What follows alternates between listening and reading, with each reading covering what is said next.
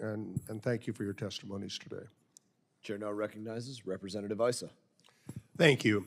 And I want to thank Mr. Lawler for trading places with me and allowing me to go a little early. You know, this has been interesting because I've been in and out of here, but I've kept it on the television if I've had to be out. We seem to have an agreement to disagree because I think we agree on the following. At least some of the programs that each of you have seen when you've gotten into it are wasteful, unnecessary, and or would be better reprogrammed to some other use. Can we all agree on that? So are we dealing more with a stylistic complaint here today that this administration has said, stop, go back to baseline, justify your programs, and we'll restart, versus, as Andrew did, you said 80 programs were stopped in a very short period of time, and that money was reprogrammed to better use. Many of the programs that were talked about here, and some of them did turn out to be State Department, so let's assume for a moment that we're really talking about state and USAID, and for that matter, maybe the XM Bank, maybe a lot of places that disperse our funds, have been used for purposes that the new administration rightfully objects to and has the power or the desire to reprogram. Can we all agree that that's the case? So now I'm going to ask a couple of questions. One, earlier there was this question that I objected to based on my 25 years of experience here, and it was, why did we need a special IG for Afghanistan, and why did we need a special IG for Iraq?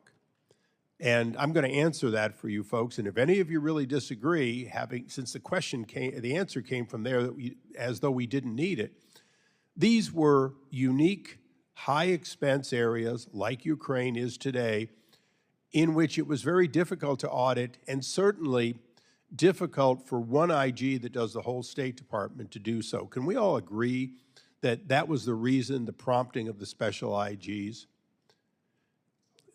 Okay.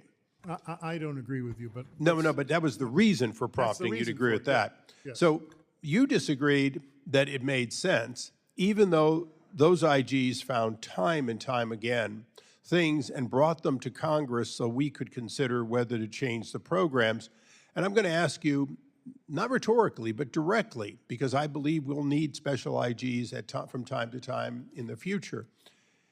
Do you really believe that we would have gotten the same level of oversight if we'd simply had one IG sitting at the State Department rather than somebody who had a more direct mandate and less politically motivated, because those special IGs transcended administration after administration?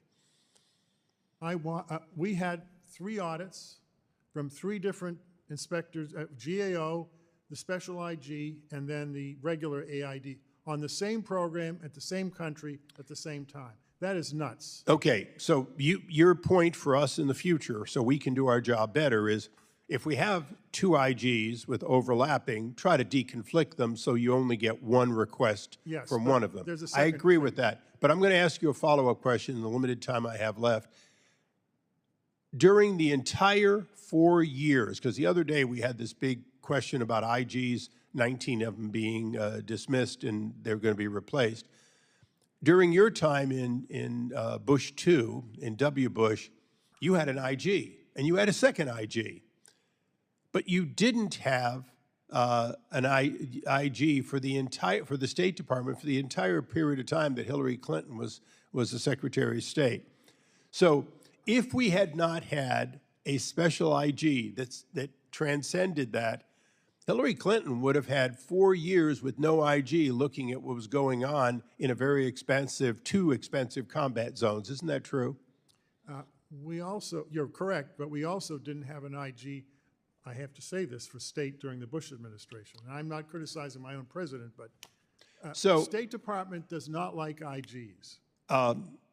During the last administration, I left Congress for 2 years to work for President Trump and was heading the Trade Development Agency. So I've been on your side of the fence advocating for the good work that an agency can do. But my question to all of you is, don't we need more oversight so we don't have each administration coming in and saying, halt, we need to look at this? And wouldn't it have been better if, before we got to this point, Congress had been more aware sooner of the need for the kinds of changes we're hearing about here today? I have to agree 100% with you. You can get it report after report after report, but if you do not act on it, the report's worthless. Okay. I want to thank all of you, and again, thank my colleague from New York, and yield back. Thank you, Representative Issa. Chair now recognizes Representative Lawler. Thank you, Chairman.